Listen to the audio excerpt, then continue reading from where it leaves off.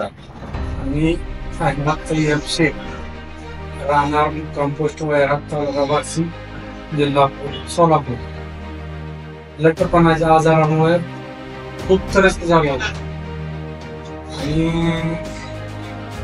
एवढा त्रस्त झाला मी 2019 मध्ये आम्ही सरला ससून रुग्णालयामध्ये फॉलोअप घेतला होता कारण आमच्या पाहुण्यांचं त्यांनी सर्जरी केली. त्याच्यानंतर काय कारणास्तव मला त्यांच्याकडे जाणं जमलं नाही. त्याच्यानंतर असंच मी सिव्हिल हॉस्पिटलला आलतो सोलापूरला. आमचे नातेवाईक डिलिव्हरी झाली बघायला आले होतो.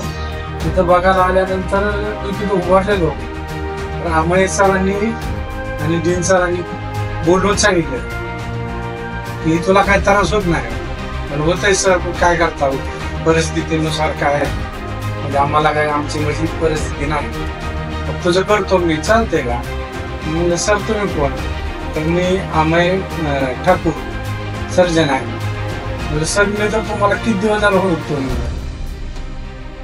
तुम्ही मला देवासारखं भेटला म्हणलं तर त्यांनी म्हणल्या लगेच मी 3 तारखेला ऍडमिट झालो.